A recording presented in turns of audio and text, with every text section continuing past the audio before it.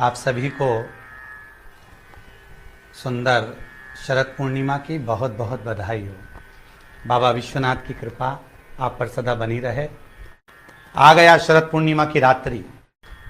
बड़े से बड़ी बीमारियां, बड़े से बड़े रोग, बड़े से बड़े बड़े कष्ट इस शरद पूर्णिमा की रात्रि को छूट जाते हैं। दमे की बीमारी, श्वास की बीमारी, अनिद्रा की बीमारी, रात्रि को जगना, ये सारी बीमारियां शरद पूर्णिमा की रात्रि को अगर व्यक्ति अपने जीवन को सुखमय बनाए, अपने जीवन को आनंदमय बनाए तो सब छूट सकता है। शरद पूर्णिमा की रात्रि को पीपल के पत्ते 5 लेकर उसके ऊपर खीर डालकर रात्रि को खा लेने से महाराज दमे की बीमारी, श्वास की बीमारी रुक जाती है। वो बीमारी बढ़ती नहीं है, उससे कष्ट नहीं होता। जिन बच्चों के नेत्र कमजोर होते हैं, रोशनी कमजोर होती है, शरद पूर्णिमा के दिन रात्रि को 12 बजे भगवान चंद्रदेव का दर्शन कराइए। 5 से 7 मिनट तक नयन मिलाए चंद्रदेव के साथ और बाद में एक पीपल के पत्ते पर खीर जो चंद्र के नीचे रखी हुई है उसी खीर को चटा दीजिए। फिर चंद्र का दर्शन कराओ, फिर खीर को चटा दीजिए। महाराज नयन की ज्योति बढ़ती है, नींद नहीं आती तो निंद्रा देवी प्रवेश करती है, निंद्रा अच्छी आती है, आनंदित होता है। महाराज जिस व्यक्ति के शरीर में गांठ पड़ जाती हो, शरीर काला पड़ जाता हो, चट्टे पड़ जाते हो या दांत खाज खुजली हो जाता हो, उसके लिए भी शरद पूर्णिमा की रात्रि को 12 बजे महाराज भगवान चंद्रदेव के लिए 21 दिए जलाए जाते हैं। उस 21 दिए की कालोच एक थाली में इकट्ठी करी जाती है। कालोच को इकट्ठी कर कर शरीर में गाय के घी के साथ में जहां जहां जगह पर चट्टे हैं, गांठ है, वहां लगाया जाता है। उसको 5 या 7 दिन लगाइए। उसके बाद में रोज प्रतिदिन लगाने के आधे घंटे बाद स्नान कर लीजिए, आराम लगना प्रारंभ हो जाता है। हमारा आज शरद पूर्णिमा की रात्रि से लेकर कार्तिक पूर्णिमा की रात्रि के बीच में जो दामोदर भगवान का, कृष्ण का, शिव का मंगल आनंद करेगा, अभिषेक करेगा, पूजन करेगा, स्मरण करेगा, उसके सारे दुख दरिद्र दूर हो जाएंगे। रात्रि को आप बड़े प्रेम से खीर बनाओ, चंद्रदेव की साक्षी में रखो, भोग लगाओ भगवान श्री हरि को। बन सके अगर लक्ष्मी की कमी है, लक्ष्मी नहीं आ रही है, व्यापार नहीं चल रहा है, तकलीफ बहुत ज्यादा है, घर में कष्ट है, कर्जा ज्यादा है, तो एक तांबे के कलश के ऊपर, तांबे के कलश में पानी भरना, कटोरी रखना, उस पर लक्ष्मी जी की मूर्ति रखना। लक्ष्मी जी की मूर्ति नहीं हो तो चांदी का सिक्का रखना। उसके सम्मुख में आप 31 दीपक घी के लंबी बाती के जला देना।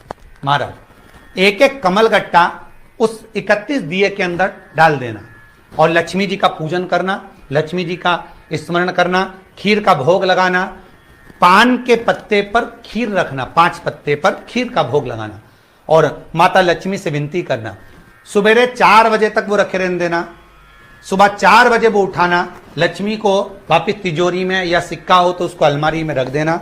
जो खीर बनी है वो प्रसाद के रूप में सुबह 8 बजे, 10 बजे, 9 बजे जब खाना हो प्रेम से खाना। माता जो दिए लगाए हैं वो ठंडे हो गए होंगे, उनको रखे रहने देना, बाद में काम आते रहेंगे, या दिए विसर्जन करना हो तो आपकी मर्जी है। पर वो मट्टी के दिए लगेंगे, आटे के दिए नहीं लगेंगे, मट्टी के दीप लगाना है आपको। 31 घी के दिए लगाना है। लक्ष्मी जी का पूजन करो, कंकु, चावल, हल्दी, मोली से, सब तरह से। शरद पूर्णिमा की रात्रि को सुख मिलेगा, आनंद मिलेगा, लक्ष्मी की वृद्धि होगी, कार्य सिद्धि होगी। दूसरा क्रम, अगर कार्तिक पूर्णिमा हो, शरद पूर्णिमा हो, ये दोनों पूर्णिमा पर, शरद पूर्णिमा के दिन आप शाम को प्रदोष काल के समय 4:30 बजे से 6 बजे के बीच में 1 लोटा पानी, उसमें 5 बेलपत्र रखकर, 1 कमल गट्टा डालकर भगवान चंद्रेश्वर महादेव के नाम से भगवान शंकर को चढ़ा दीजिए। आपकी जो कामना हो वो कामना कर कर चढ़ाएं, विनती करें चंद्रेश्वर महादेव को और निवेदन करें कि हमारा ये कार्य सफल हो। केवल शरद पूर्णिमा के दिन चढ़ाइए, कार्तिक पूर्णिमा तक क्या फल मिलता है हमको जरूर बताइए। भी शरद पूर्णिमा की रात्रि को और कार्तिक पूर्णिमा की रात्रि को गर्भवती नारी अपनी नाभि पर यदि चंद्र की दृष्टि पड़वा लेती है तो बच्चा विकलांग पैदा नहीं होता है। गर्भ से जो बालक होगा श्रेष्ठ होगा, विद्वान होगा, चतुर होगा, पढ़ने में होशियार होगा, क्योंकि ये चंद्र की किरणें जब समुद्र में उछाल ला सकती हैं तो आपके जीवन में भी तरक्की ला सकती है, उछाल ला सकती है। काया में, शरीर के अंदर, काया के अंतर्गत कितना भी रोग, कितना भी रोग,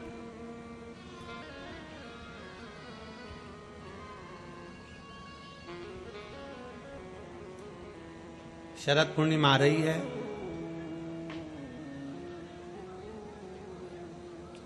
सोलह तारीख के रात्रि के समय पर, शाम का समय हो, प्रदोष काल का समय हो, अगर डॉक्टर ने कह दिया कि शरीर में ये रोग है और ये रोग जाने वाला नहीं है, ये रोग समाप्त होने वाला नहीं, एक बेलपत्र, एक दुर्वा और एक चावल का दाना, सफेद चावल का दाना, एक दाना मात्र अक्षत का, सोमेश्वर भगवान शंकर के नाम का उच्चारण कर कर, जरा ध्यान देंगे सभी लोग। जैसे ये शिवलिंग है, ये जलाधारी है, और ये जलाधारी के सामने से जो जल बहता है, गणेश जी, कार्तिकेय और अशोक सुंदरी का जो स्थान बीच में है, शिवलिंग का जो जल बहकर नीचे की ओर आता है, यहां जो जगह होती है, आप लोग आस्था चैनल के माध्यम से आप इसका स्मरण कर सकते हैं, और दूर दूर अगर दिखाई नहीं दे रहा हो तो आप उसको बाद में चैनल पर, कथा के बाद में आप लोग आस्था चैनल खोलकर या यूट्यूब पर उस कथा के अंतर्गत आप उसको देख सकते हैं। ये शिवलिंग जलाधारी, जल बहने का स्थान, ये शिवलिंग के सामने जो स्थान होता है, यहां से पानी चढ़ाते हैं तो बहकर जो नीचे आता है, जितना मोटा ये जलाधारी का स्थान होता है, इसी स्थान पर एक चावल का दाना, एक दुर्वा, एक बेलपत्र खड़ी की खड़ी यहां समर्पित करें।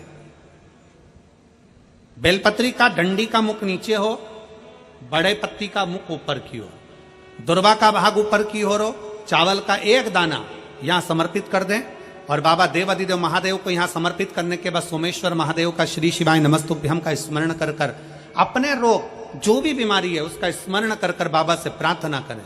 उसमें से बेलपत्री और दुर्वा दोनों को लेकर आए, हटाकर कटोरी में रख लें, एक लोटा जल प्रदोष काल में शंकर भगवान के मंदिर में समर्पित करते हुए और बाबा को प्रार्थना करें, और वो दुर्वा और वो बेलपत्र दोनों को लिया। दुर्वा को उसी शरद पूर्णिमा की रात्रि को चबा चबा कर अच्छे से खा लें, जो एक दुर्वा आप लेकर गए हो, और बेलपत्री को दूसरे दिन सुबह के समय पर जब उठें, उठने के बाद ब्रश आदि करने के बाद, स्नान आदि करने के बाद, भोजन आदि करने के पहले उस बेलपत्र, जो छोटी सी बेलपत्र, उसको चबा चबा कर खा लें।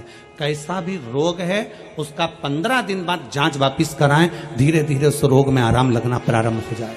कैसा भी रोग।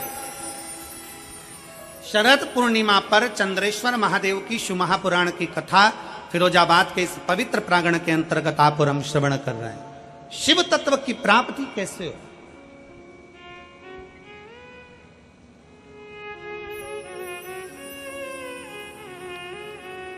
हम भगवान उग्रतानी से कैसे अपने संबंध जोड़ सकते हैं? हम शंकर भगवान को कैसे अपना बना सकते हैं? कैसे?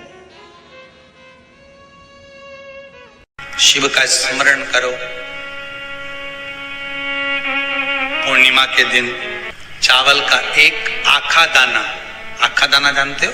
पूरा खंडित चावल नहीं। कितना चावल? एक दाना चावल का शंकर भगवान के शिवलिंग पर समर्पित करिए।